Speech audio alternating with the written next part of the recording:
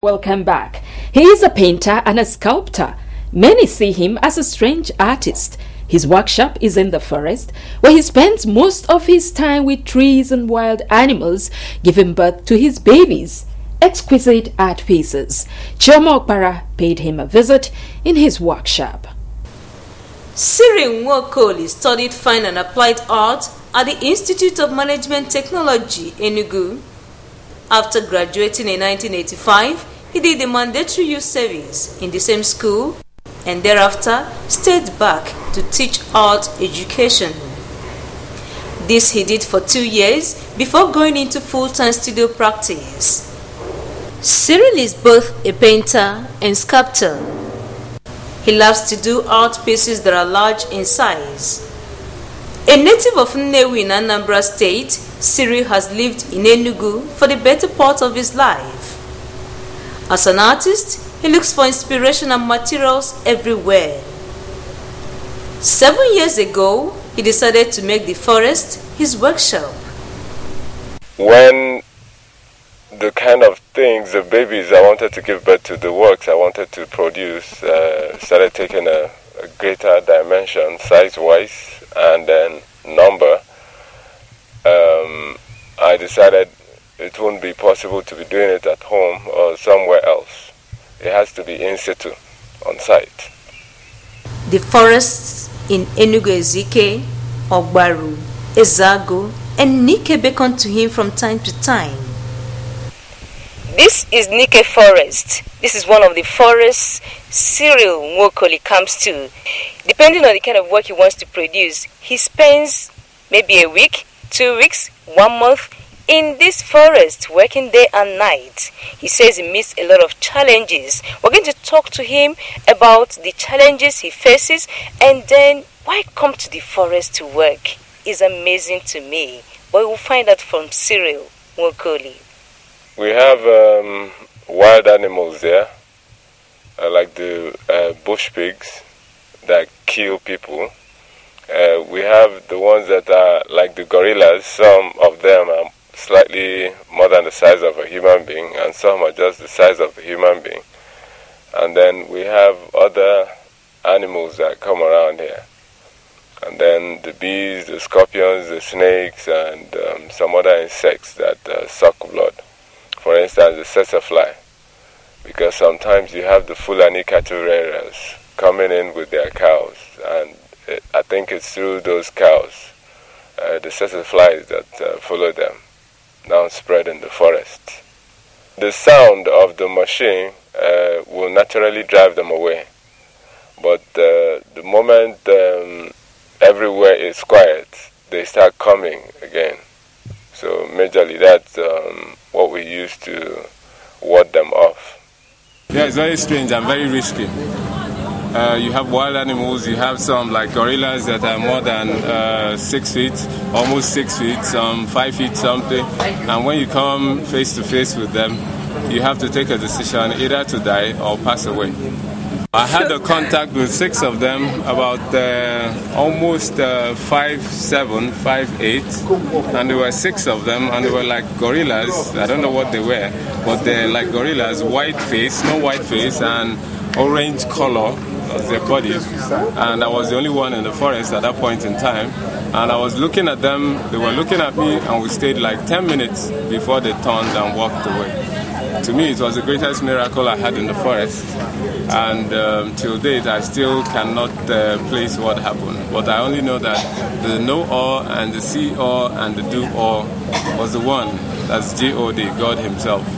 And you still go to the forest to... I have to, because there's no option than to give birth to my babies. He does not come alone to the forest. Sometimes he comes with 2, 7, or 8 people, depending on the volume of work to be done. We have the machine operator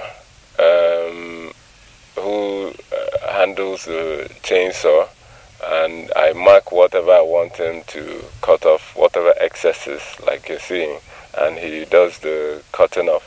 And then you have some other villagers that will help me in hacking out those excesses and help him to make sure the things he cuts away.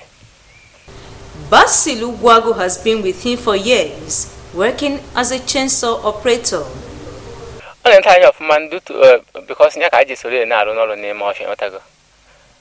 He takes good care of us. That's why we follow him to the forest. We don't go hungry. He provides food for us. Sometimes rain falls and we all get wet. We endure it because we are in the forest. We cannot abandon the job.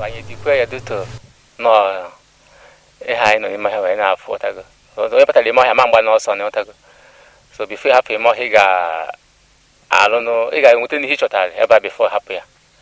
Food comes fresh from the trees. Sometimes we have to go to the distant village to get some yams. We roast there, and then sometimes we make do of some fruits around there. And then we have honey around there too. We have a collection of them there now. The moment we start walking and we're sweating, then they come and perch on our bodies. But you know, there is a law. You don't kill them. The moment you crush them, whether knowingly or unknowingly, they will finish you. That's the law. Okay? They're friendly, alright, and they will be taking the sweat from your body. But the moment you crush them, then you're at war with them. How do you get honey from them? Sometimes we have to chase them away by smoking. And then when they are away, then we can now take the honey. At sunset, they retire to their makeshift huts. Here is where we pitch our tent, and we sleep here sometimes, and then we move to the other side sometimes. But here I got ponds. So more or less it's here that we sleep, and then sometimes we move to the other huts.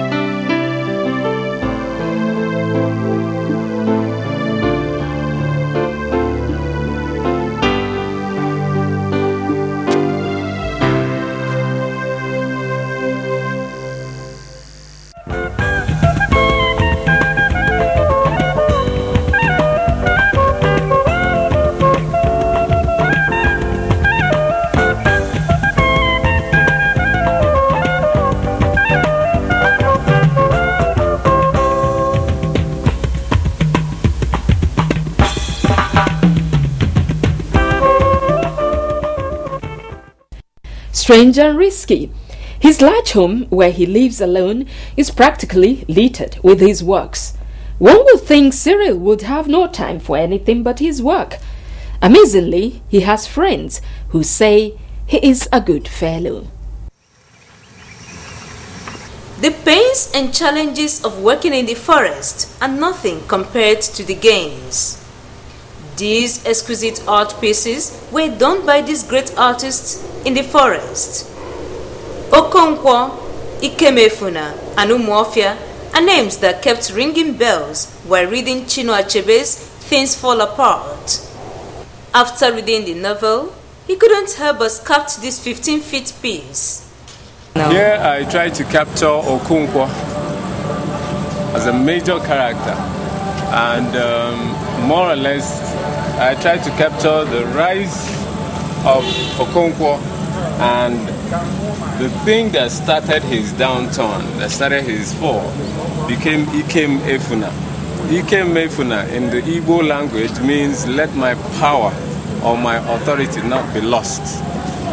So the moment he slaughtered Ikem Efuna, his power and his authority as a great man started diminishing. Culture and tradition of the Igbos also interest him a lot. These people are warriors who they said were undaunted and could not die. So they were great people that had swords, that had to bring down the fellow warriors who are great people. So to show the greatness, I had to put the feathers in their caps just like the Pope. Okay, so it simply means with this sword, they bring down those great heads of the great warriors. And then they'll have your people, the warriors, they have the palm tendrils in the mouth, and the moment it gets into their mouth, at the point in time it happens, automatically they have become spirits. They have graduated to from the mundane human being that dies naturally to a spirit that lives forever, more or less. So more or less, to me, I understand that they don't die. So I try to kill them by scooping their belly and removing their intestines, removing the heart, piercing through the spinal cord, cutting it in two so that I paralyze their authority and their audacity and their movement forward, but they keep going on. So to me, it's a crazy thing that after doing all that, they still keep going on. So I go behind them and scoop their head, their brain away so that they die, because without the brain, you have to die. But unfortunately, they're still moving. So they have graduated from a physicality that will naturally die to a spirituality that will resist death. So at this point in time, that's why they're looking forward. They're seeing a tomorrow we cannot see because we are mundane. And there is a yesterday that is behind them, and this yesterday they cannot go back to. That is why when they want to go backwards, they turn. They don't go back with their back.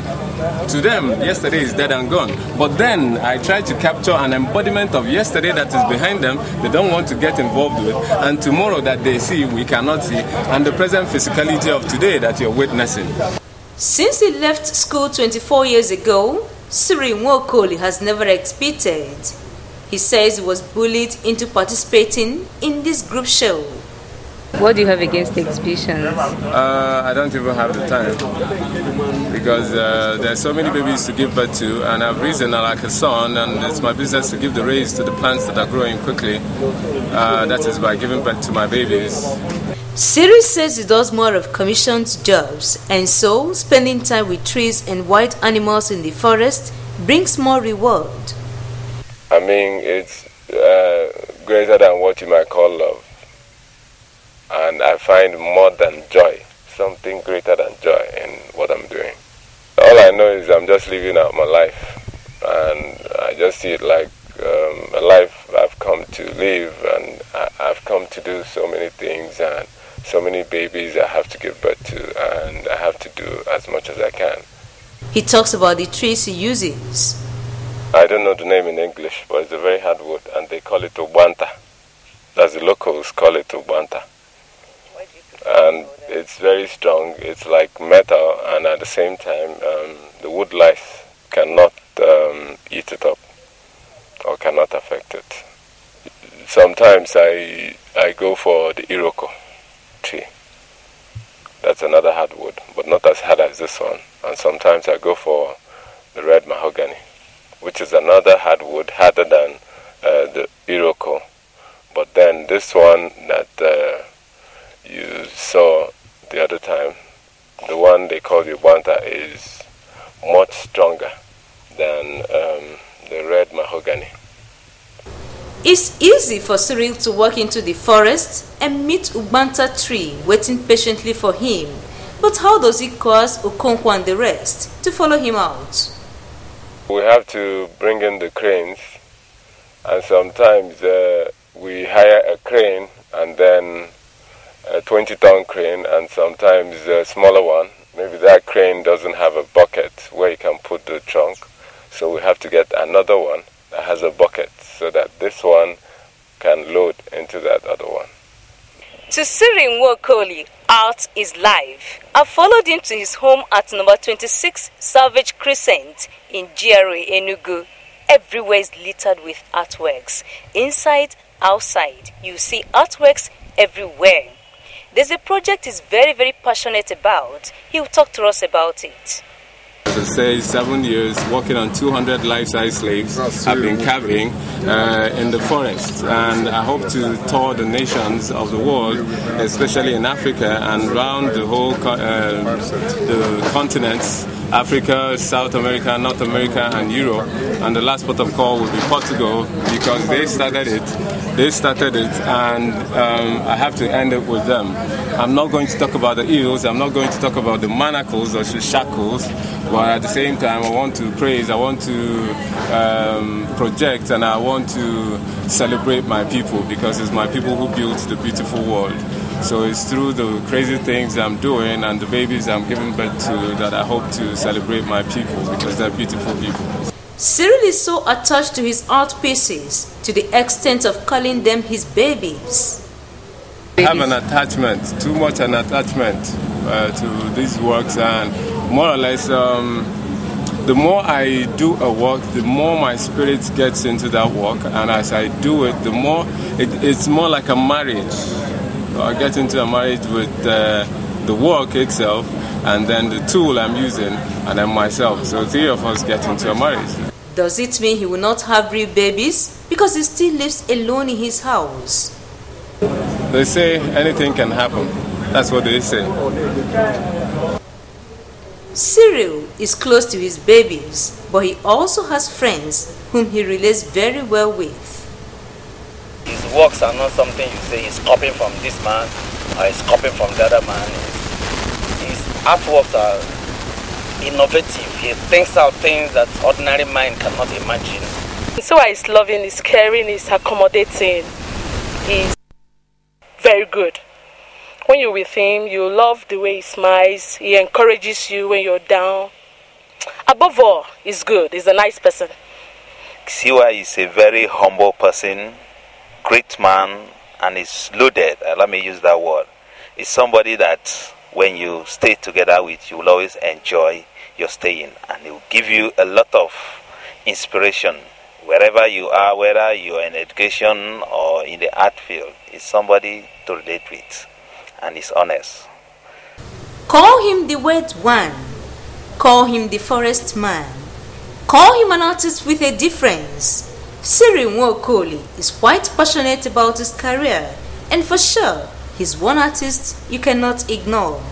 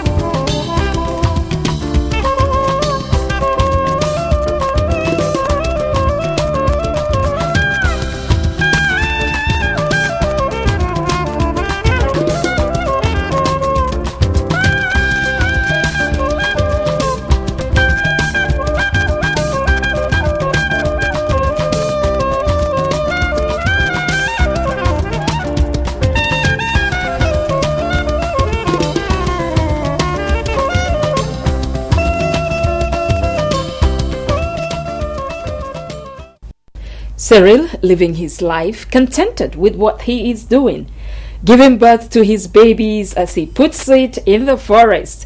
Yeah, we should go with our passion once we find fulfillment in it, and it's positive. And that wraps it up on our program today. Do have a stress-free week. Bye now.